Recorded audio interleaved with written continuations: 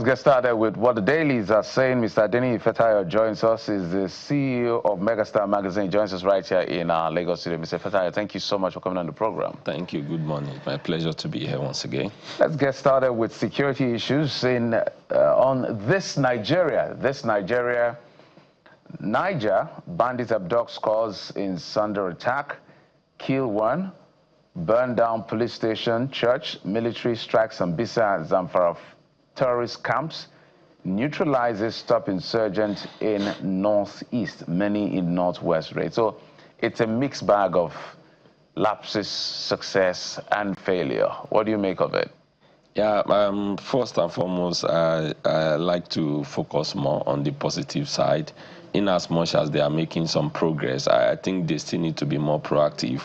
I think in the last 1 month or thereabout, most of these attacks, mostly happen on Sundays when worshippers are gathered. I think they should provide some sort of security should some of these things might want to happen and all of that. Not that until they happen and we begin to count scores. We are making progress here and we are going back here. And some of these, all the governors, they have their security votes. They are not being questioned how they spend it. I think this is where we should see our results. It's become a commonplace, especially in Niger and some other states, in Nigeria. And I think the government can do better. We are talking about the issue of CCTV camera. We are talking about the issue of local police. State police now has become another just conversation, and they just dump it there, despite the fact that they all came together and said, yes, this is what we wanted. We don't hear anything about it again. Those are the things I felt that they should do.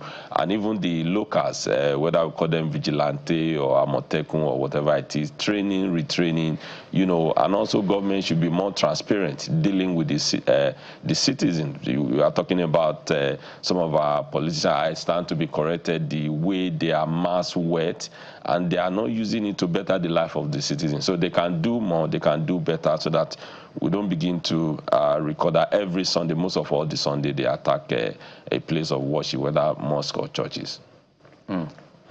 Well, from this Nigeria, let's head to the Abuja Inquirer. And there's an interesting lead story on the front page of the Abuja Inquirer.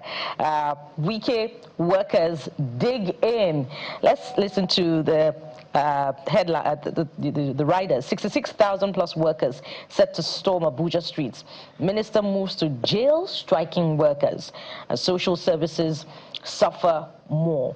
Mr. Adeni, you would have thought that following the industrial court's ruling last week that we were set for peace and stability in the Federal Capital Territory, especially the agencies of government under the ministry.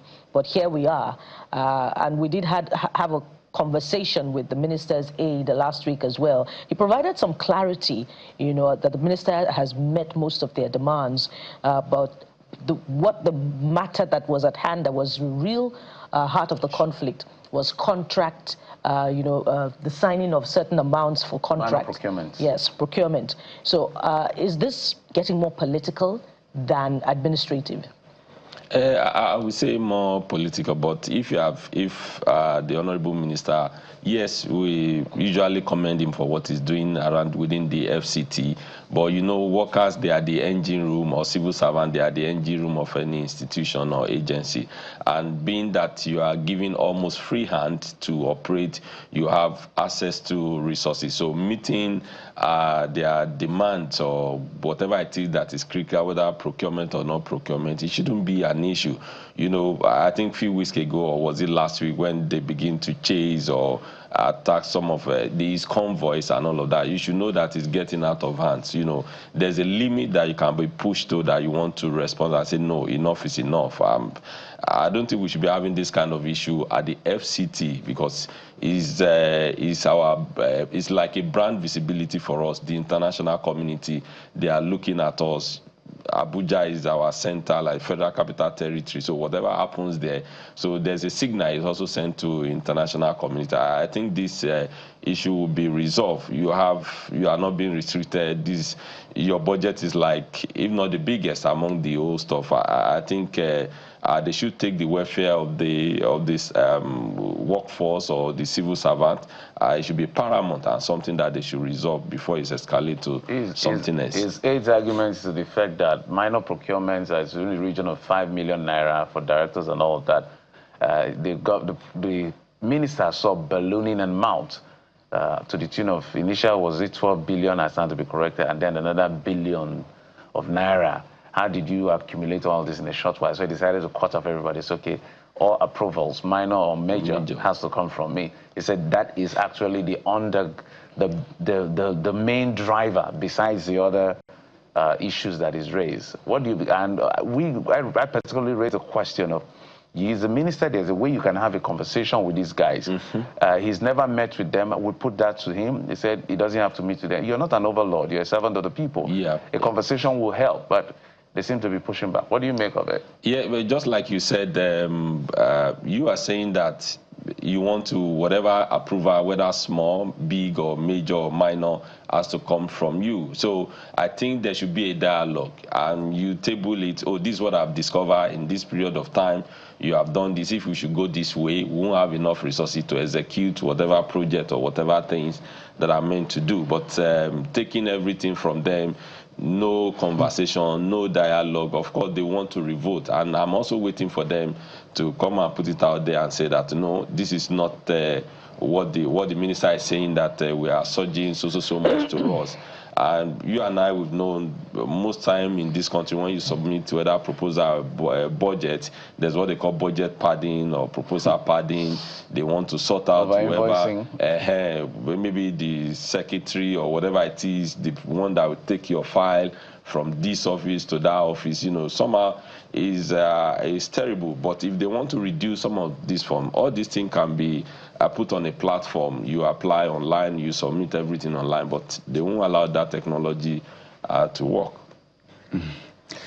Well, the Vanguard newspaper, Mr. Fatayo, is next. Leads with something that concerns business owners. I mean, doing business anywhere in the world is not...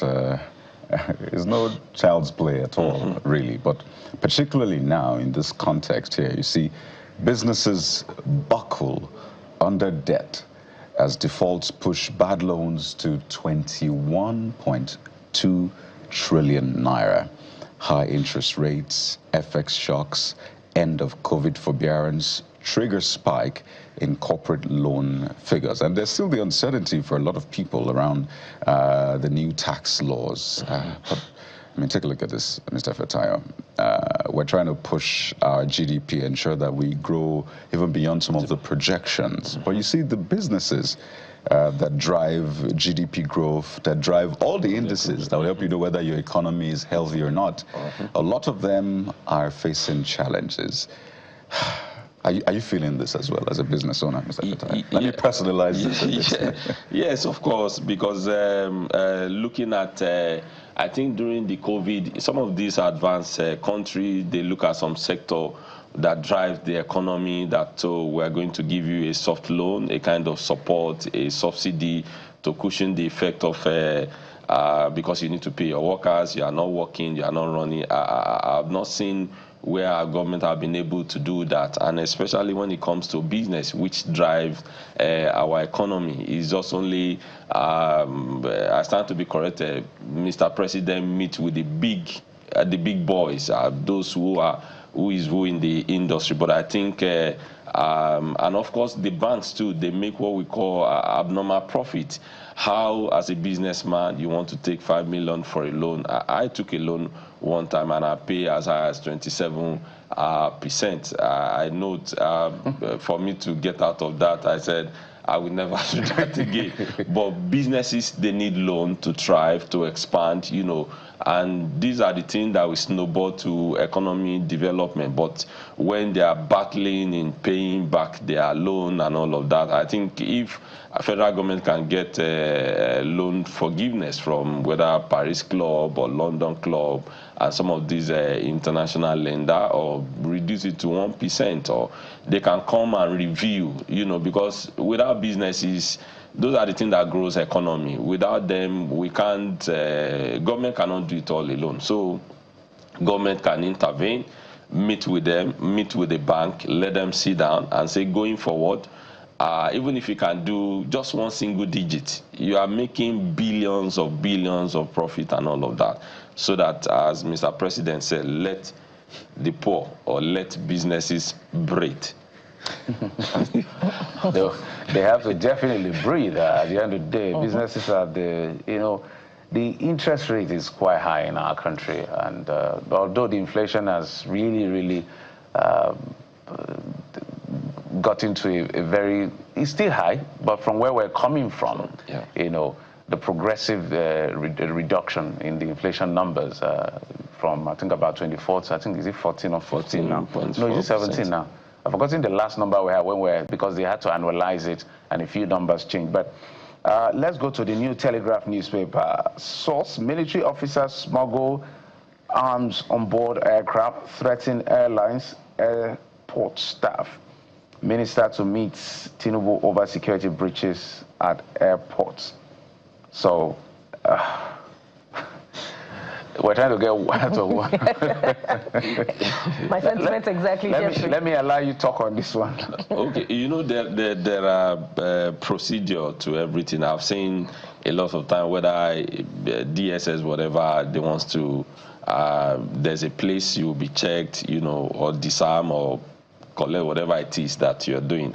But doing that, of course, I think whoever that is involved should be publicly there. Will let the law take its course, because it's not good for us, especially in that sector. That's aviation.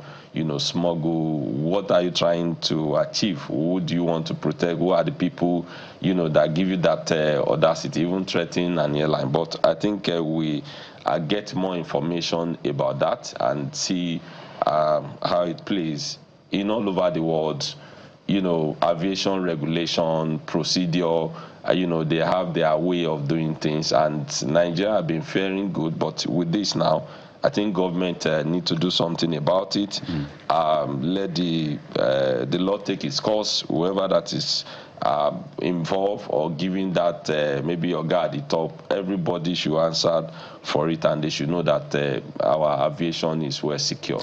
And you know, one of the most prominent incidents, because apparently there had been a couple, one of the most prominent allegedly involved a serving naval officer, Lieutenant Adam Yerima, at the Nnamdi Azikiwe International Airport, Abuja, in November. Yes, the name rings a bell, but it's still being investigated. It's said to have involved ValueJet Airlines. But this is a major source of concern. And amidst all of the conversations we're having, this is certainly something we do not want to see. So we'll be following up to see the outcome of the ministers' meeting with President Tinubu over security breaches at airports. But I think the laws are clear. If the law says you shouldn't do this, nobody should be above the law. It's quite simple. Yeah, simple as that. We'll get to full context of what has played out. But if anybody is breaching protocol, I think the person should go in for it. It's as simple as that. Mr. Adeni Ifataya, thank you so much. The CEO of Megastar Magazine, joining us to bring light and insights on the dailies today. Thank you, sir. And just before we get to the very first conversation, let's bring you up to speed with what we're doing today on the program. We're getting started with issues around national security on the backdrop of abductions and return of those who have been abducted and the incidents we've experienced in recent times. The new revelation, acceptance by the military that indeed there was a coup, and the report has now been submitted to the president. They will be court-martialed as the law demands, military law demands, and they will be entitled to fair hearing. And from there, we're going to talk about politics. The PDP is also in the conversation, and we're going to talk about health. The incident that involved a young lady, I think in Abuja. Yes, so that's the PDP conversation. There's a court judgment from Ibadan court, so we're going to get all sides to hear what the issues are. It looks like it never ends. We're barely about a year to the elections, and PDP is still struggling around leadership crisis. And then we'll talk about the issue of health and the activities around our healthcare sector, given the fact that recently a young girl, we understand, died due to quote-unquote anti-venom unavailability. But what exactly happened when she was bitten by a snake? We'll find out right here on the program. Join us again.